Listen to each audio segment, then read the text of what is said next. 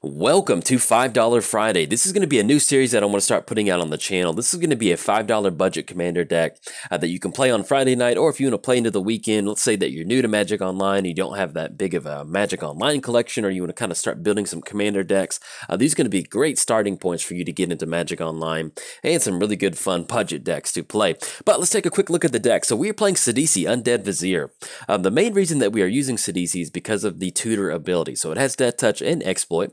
Whenever Sidisi exploits a creature, you may search your library for a card, put it in your hand, then shuffle your library. Now, what are we doing with Sidisi to tutor up? The main thing that we're going to be searching up is going to be Liliana's Contract. Whenever Liliana's Contract enters the battlefield, you're going to draw 4 cards and lose 4 life. Then, at the beginning of your upkeep, if you control 4 more demons with different names, you win the game. So this is going to be basically kind of like Demon Tribal. We're looking to get down some demons, get down Sidisi, tutor up Liliana's Contract, get that down, refuel our hand, and then go for that alternative win condition, which it's if you've never built an alternative win condition deck, it is always fun to do that, and it's I don't know, it just feels really nice. But yeah, a little bit more about the series. It's going to be this is a budget deck. At the end of the day, it's a $5 budget deck, so but it's going to be a good starting point. And what the main thing that I'm going for with these decks is I want to build something that has playability, something that's fun to play. If you're going to be concerned about how much you're going to win with this deck, maybe this deck isn't for you, but it will be fun to kind of play in there. And there are a few budget deck techs out there, coming in at $1 and different stuff like that. The main reason I'm going for $5 is because on Magic Online with $5, you're going to get a really good core deck, something that you can upgrade and something that just functions properly. You're not going to get frustrated that you can't hit certain things or you can't do certain things, because basically with Magic, if you don't play Magic Online, Magic Online's card prices are a lot cheaper than they are in paper. There's a lot of penny cards and stuff like that that have a lot of high impact. So as far as $5 goes, it goes a really long way in Magic Online, and that's what I'm going to go for with these $5 commander decks. But let's take a look at the deck. Let's look at some of the demons to make Liliana happy. We've got a few low converted mana cost demons, stuff like Soul Cage, Treacherous Pit Dweller, and Demonic Taskmaster. Typically, these demons have, the lower the converted mana costs, they have some sort of drawback. So Treacherous Pit Dweller, for example, get onto the battlefield. It is a 4/3, but it has Undying, and then if it dies, it's going to return back on your opponent's side of the board. So that's one of those cards that you want to kind of be cautious when you get it down. You just don't want to slam it down on turn 2 and give your opponent a 5/4 demon. Doesn't sound that good. And then take Demonic Taskmaster, for example. Sacrifice, at the beginning of your upkeep, you have to sacrifice a creature other than Demonic Taskmaster. Now, we are running some creatures in here that we can recur out of the graveyard, because there are a lot of demons that care about sacrificing a creature. So we will kind of cover those later on. But you do want to be cautious getting down some of the low converted mana cost demons. You don't want to just, throw Demonic Taskmaster down on the battlefield and then him sacrifice himself, or no, he doesn't have to sacrifice himself, but start sacrificing some of the other creatures that you may not want to go for. Now, coming in at the 4-drop, we have some good stuff like Desecration Demon and Demon of Catastrophes. At the 4-drop, it's kind of the sweet spot for demons. There are some drawbacks to getting them down, but they're going to be able to put some pretty good pressure on your opponent. You're looking at 2/6/6 flyers. Your opponent can sacrifice a creature, but we're also going to be able to get a +1 counter on Desecration Demon, and then with Demon of Catastrophes, we're looking at a 6/6 flyer for 4, which is always really fun to kind of get that going. Now, there are a few demons that do have some sort of card advantage that we can get going. Stuff like Bloodgift Demon, Indulgent Tormentor. That's going to allow us to get some sort of card draw during our upkeep. And then Archfiend's kind of an alternative card draw. Whenever we cycle or discard a card, we can put a -1 counter on there. So it's kind of interacting with the card draw or discarding in some form or fashion. Other than that, we've got some stuff that cares about things happening. Demon Lord's going to enter the battlefield. We can exile cards to get some good card advantage. And then Kothoped, whenever a permanent owned by another player is put into a graveyard, we're going to be able to draw a card and lose a life. So let's say that we have Kothoped on the battlefield. We go for one of our board wipes. It's going to hopefully cash in some really nice card draw to help us go for that win. Now, there are a few demons out there that care about entering the battlefield and taking care of some certain creatures. Shadowborn Demon enters the battlefield, destroy target non-demon creature. Demon of Dark Schemes, kind of going to be your board control demon. Enters the battlefield, all of the creatures get, now that's going to be all other creatures get -2/-2, so that will count towards your creature, so definitely keep that in mind. But with most of these demons, we're looking at least toughness of about 4, so it's really not going to be that much of a concern for us, but you need to be cautious of that. And then for that 3-mana activation, put target creature card from a graveyard onto the battlefield under your control tapped. And then Archfiend, at the beginning of each opponent's end step, that player is going to have to choose 2 creatures and then sacrifice the rest. So it's a really good way to kind of make sure your opponent's board state stays dwindled down, and you can start swinging it with some of these flyers in the air. We're also running some other good demons in here, stuff like Obnixilis the Fallen on Unshackled, that's going to be some kind of like a little bit of a taxing effect on your opponent. They're going to lose 3 life when they make a land drop. We get 3 counters on Omnixilis. Unshackled, whenever they search a card, they're going to lose 10 life, and then whenever a creature dies, put a +1 counter on it. And then Runescarred Demon, that's going to be our tutor demon. Get it down for 7 mana, tutor up, whatever we need to go for. Now, if we do have that in the hand, let's say that we've gone for Sidisi already, and she got sent back to the command zone, that's going to be another way we can just simply just get down Runescarred Demon without having to kind of get, not Liliana, to get Sidisi's commander tax going up.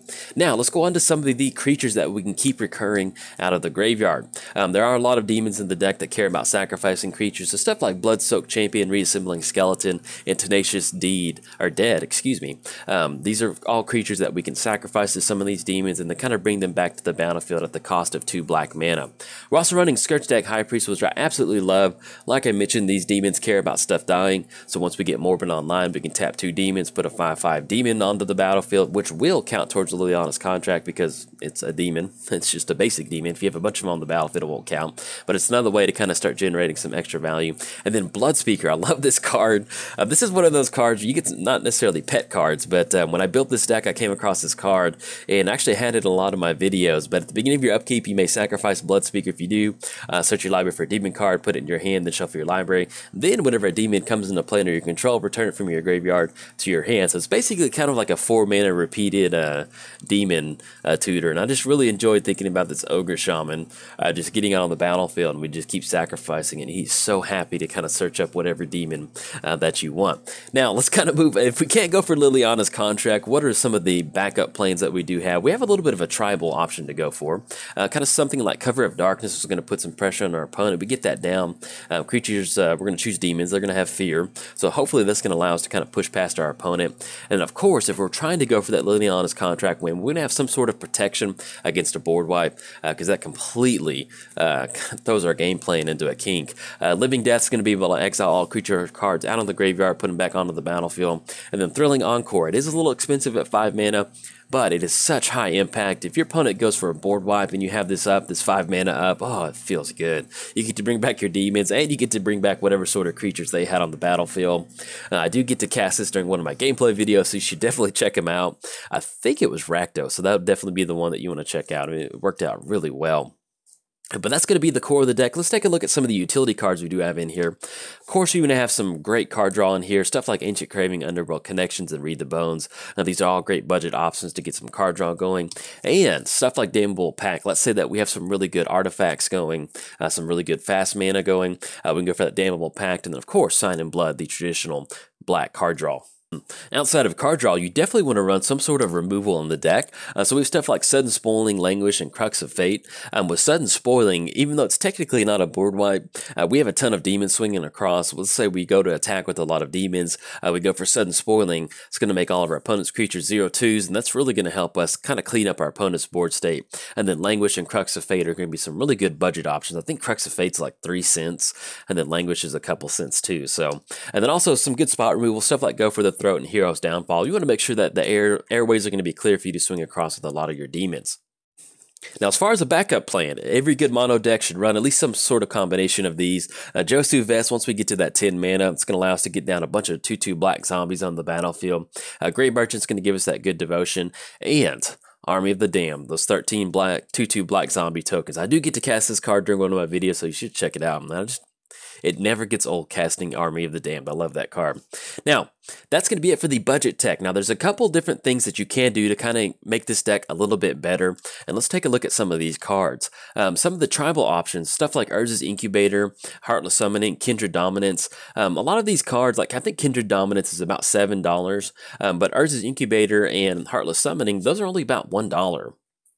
Now, I would love to have included them in the initial deck tag, but when you've got Urza's Incubator and Heartless Summoning coming in at about $250, that's almost about half the deck right there. So unfortunately, I didn't include them in there because I wanted to have at least kind of a basic building block. But if you already have both of these cards, throw them in there. These are going to work out perfectly with the deck. A lot of these demons are not really going to care about that -1/-1, and it'll really help you get those demons going on the battlefield. And then also stuff like Patriarch's Bidding, and also some of the little bit more pricier demons that'll kind of fit in well with that gameplay. play them. Patriarch's Bidding's going to allow us to kind of bring one-sided, kind of like Living Death, but a little bit more one-sided with Tribal. And then Dread's going to allow us to kind of destroy our opponent's creatures and keep our demons on our side of the battlefield. Now, outside of the other stuff that you can upgrade with some of this Tribal options, just your core basic building blocks, fast mana would definitely be really good in this deck. So stuff like Soul Ring. Unfortunately, Soul Ring's like $3 on Magic Online. With how many times it's been printed, you'd think it'd be a lot cheaper, but it's about $3, so it's kind of hard to put Soul Ring into a deck where that's almost 60% of the deck or 70% of the deck. But like I mentioned, fast mana, Mana Crypt, Ancient Tomb really help you kind of get your game plan going. And of course, you know, some good tutors and some good card draws, stuff like Phyrexian Arena to make sure your hand is always full. Now, let's say that you do buy into this deck. What is the next step for this deck? There's a couple different options, commanders that you can go for.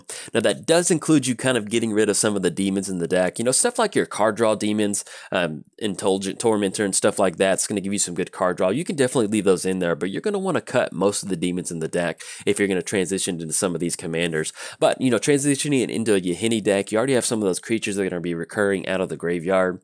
Gonti, Mono black control, throw Gonti in there, take the demons out, just put some good utility creatures, or just simply just load it up on spot removal and board wipes, and you're good to go. You can still probably build it pretty cheap like that. And then Erebos is going to be a little bit more of your more expensive option. You want to get some of that good mana going. Stuff like Herborg to take advantage of that, paying 2 life and draw 2 cards. Now that is going to be it for the deck tech. I do have 3 gameplay videos up for you right now if you want to check them out. And if you enjoyed the video, like and subscribe. Thanks. Bye. Thank you for watching the video. If you enjoyed the video, make sure to smash that like button. Subscribe to the channel for more awesome MTG content just like this. And make sure to tap the bell icon to be notified whenever a video is made live.